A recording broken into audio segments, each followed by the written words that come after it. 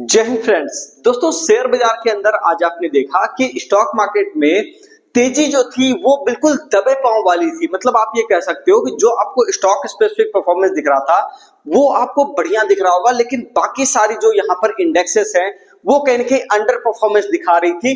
तो यहाँ पे आज हम लोग बात करेंगे दोस्तों कि नेक्स्ट डे आपका बाजार का क्या मूवमेंट रह सकता है, कौन कौन से सेक्टर हैं जिसके ऊपर फोकस रह सकता है। तो सारी चीजों को आज हम लोग डिस्कस करने वाले हैं। उससे पहले अगर आप चैनल पर नए हैं, चैनल को सब्सक्राइब कर लीजिए। और एक बात और, जो भी व्यक्ति शेयर मार्केट क्लास करना चाहते हैं, सीखना चाहते हैं शेयर बाजार क्या है, वो दोस्तों यहाँ पे कांटेक्ट कर सकते हैं, हमारे यहाँ पे कॉल कर सकते हैं। इस नंबर पे बेसिक से लेकर के एडवांस तक आपको सारी चीजें कराई जाएगी।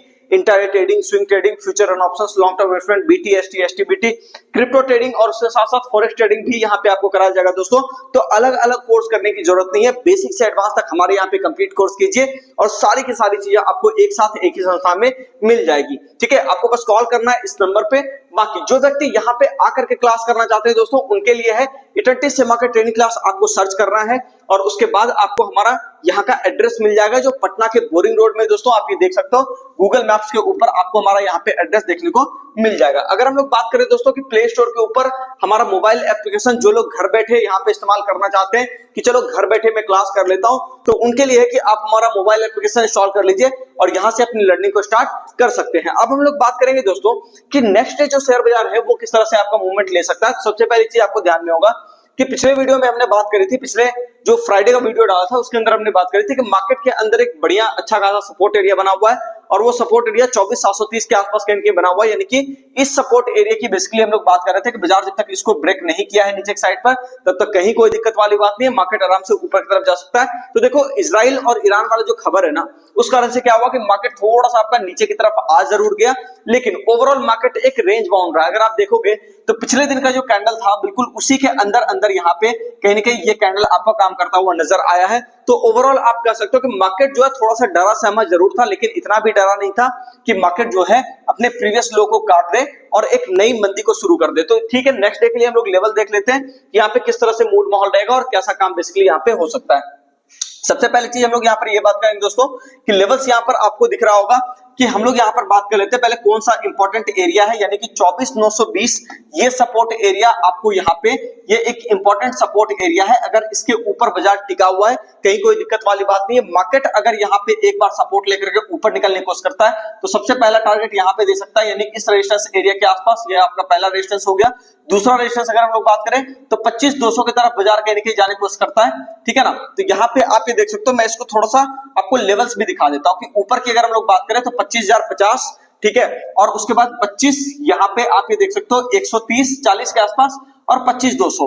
तो ये तीन एरिया मेजर एरिया है जो अगर ये सपोर्ट एरिया अगर बचा रहता है और मार्केट यहाँ से निकलने की कोशिश करता है तो पहला एरिया, दूसरा एरिया और उसके बाद यहाँ पे आप, सॉरी इसको मैं फिर से ड्रॉ कर देता हूं, ये थोड़ा सा देख लीजिएगा कि इसके अंदर हम लोग बात करें ये आपका पहला एरिया, ठीक है, और आपका ये दूसरा एरिया और तीसरा मोटा मोटी एरिया ये आपका है 25200 वाला। तो ये एरिया बस एक आपका सपोर्ट की तरह बाकी है, ठीक है। और ये सपोर्ट अगर ब्रेक करेगा तो फिर मार्केट में आपको मंदी दिखेगी कहां तक, 24840 से लेकर के 24760 और 24685 के आसपास कहीं के आपको मंदी देखने को मिलेगी। अब वो एरिया कौन सा है दोस्तों, तो एरिया की अगर हम लोग बात करें कि कौन सा सपोर्ट एरिया है जो बिल्कुल कल के लिए एकदम डू और डाई वाला होने वाला, तो ये आपका 24920 का एरिया मोटा मोटी आप इसको रख सकते हो। यहाँ पे मैं आपको लिख भी देता हूँ, 24920 का एरिया है। अगर इसके ऊपर बाजार टिका हुआ है, कहीं कोई दिक्कत वाली बात नहीं है, डरने घबराने की बात नहीं है, आराम से बाजार ऊपर की तरफ काम कर जाएगा, ठीक है। सेक्टर्स की अगर हम लोग बात करें यहाँ पे, तो यहाँ पे आपको इंजीनियरिंग का सेक्टर भागता हुआ नजर आएगा, डिफेंस स्टॉक भागता हुआ नजर आ सकता है, ठीक है। दूसरी बात अगर हम लोग यहाँ पर करें दोस्तों, तो यहाँ पे आपको थोड़ा सा टेलीकॉम सेक्टर के ऊपर भी नजर रखना चाहिए, वहां पे भी आपको तेजी देखने को मिल सकती है, ठीक है। और मेटल सेक्टर के अंदर तो तेजी है ही है, तो इन सारे सेक्टर्स के अंदर आप नजर रखिएगा।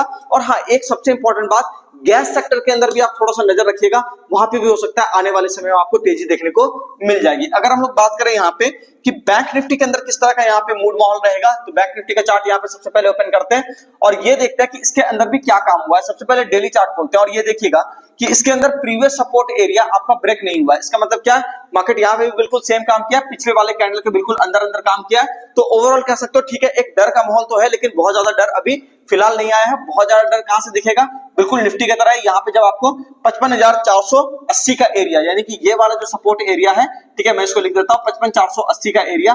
इसके नीचे अगर आपको शेयर बाजार क्लोज करता हुआ दिखाई देगा तब जाकर के यहाँ पे कोई बड़ी मंदी, बड़ा पैनिक आपको देखने को मिल सकता है, लेकिन जब तक ये सपोर्ट एरिया बचा हुआ है तब तक कहीं कोई दिक्कत वाली बात नहीं है। दूसरी बात अगर हम लोग यहाँ पे करें दोस्तों कि रेजिस्टेंस कौन कौन से हैं, तो रेजिस्टेंस की अगर हम लोग बात करें तो 56,330 के ऊपर अगर आपको बैंक निफ्टी ऊपर निकलता हुआ दिखाई देता है तब जाकर के यहाँ पे प्रीवियस वाला रेजिस्टेंस एरिया यानी कि 56,800 के आसपास तक की भी रैली आने वाले 2-3 दिनों के अंदर आपको देखने को मिल सकती है। बाकी नेक्स्ट डे के लिए क्या रैली रहेगी तो उसको अगर हम लोग बात करें तो सबसे पहला टारगेट आपको हो सकता है इस रेजिस्टेंस एरिया यानी कि 56,234 के आसपास यहाँ पे आपको देखने को मिले, और उसके बाद फिर अगर बाजार बहुत अच्छा चला तो आपको यहाँ पे 56,400 के आसपास तक का भी तेजी यहाँ पे देखने को मिल सकता है। ठीक है, 56,350 56,400 तक का भी तेजी आपको देखने को मिल सकता है। तो ध्यान रखिएगा बस ये कि ये वाला सपोर्ट एरिया ब्रेक नहीं होना चाहिए। ठीक है, और मेजर सपोर्ट एरिया जो यहाँ पे है बना हुआ आवरली टाइम फ्रेम पे, ठीक है, ये 55,500 के आसपास कहीं ना कहीं है, तो ये वाला एरिया आपका ब्रेक नहीं होना चाहिए। बाकी सब कुछ ठीक है, कहीं कोई दिक्कत वाली बात नहीं है। ठीक है, तो इंट्राडे का जो सपोर्ट एरिया है दोस्तों, इसको अगर हम लोग बात करें तो ये तकरीबन बन करके आ रहा है यहाँ पे 55,780 का सपोर्ट एरिया बन करके आ रहा है। तो इस पे आपको थोड़ा सा नजर बिल्कुल रखना है कि अगर ये एरिया ब्रेक नहीं हुआ तो कहीं कोई डरने घबराने की बात नहीं है, मार्केट बहुत बढ़िया परफॉर्म करेगा। ठीक है, ओवरऑल अगर कहा जाए दोस्तों तो मैं आपको बार बार कह रहा हूं, पिछले 2-3 महीने से कह रहा हूं कि हम लोग एक यहाँ पे बहुत बड़े बुल मार्केट के अंदर है, इसकी तेजी को अंडरएस्टिमेट करने की कोशिश मत कीजिएगा। ठीक है, इसके अंदर बहुत बड़ी गिरावट आपको स्टॉक स्पेसिफिक देखने को नहीं मिलेगी। देखो एक बात मैं आपको हमेशा कहता हूं कि आपको ये देखना चाहिए कि ठीक है चलो वॉर अगर हो रहा है, ठीक है चलो कहीं पे भी वॉर हो रहा है, उस वॉर को आप रोक नहीं सकते, लेकिन आपको ये देखना है कि कंपनियां जो काम कर रही है वो कंपनियां परफॉर्मेंस दे रही है नहीं दे रही। ठीक है, कंपनी बंद तो नहीं पड़ गई या उस पर कोई इफेक्ट आ रहा है, अगर उसके ऊपर कोई इफेक्ट नहीं आ रहा है कंपनी के ऊपर, कंपनी अपना काम कर रही है, तो कहीं कोई डरने घबराने वाली बात नहीं है। और यहाँ पे दोस्तों एक बात मैं आपको कहूंगा कि आपके सोचने से भी कुछ ज्यादा यहाँ पे फर्क पड़ने वाला नहीं है, तो थोड़ा सा इंतजार कर लीजिए, सही वक्त आएगा तो अपने आप सारा मैटर सॉर्ट आउट हो जाएगा। जैसे आपने देखा कि पाकिस्तान और इंडिया का जो वॉर हुआ था तो वहां पे बहुत सारे लोग घबरा गए थे, मॉक ड्रिल हुआ था, बहुत तरह की हजारों चीजें वहां पर करी गई थी। ठीक है, तो वहां पे आप देखोगे इतनी सारी चीजें करने के बाद भी, ठीक है, आप वहां पे देखो लोग कितने टेंशन में थे, लेकिन जब उसको बंद होना हुआ वो हो गया ना। ठीक है, तो उसी तरह से आपको ये समझना है दोस्तों कि जो भी वॉर है, जो भी शुरू हुआ है, वो आपके सोचने से या किसी के सोचने से बंद नहीं होगा।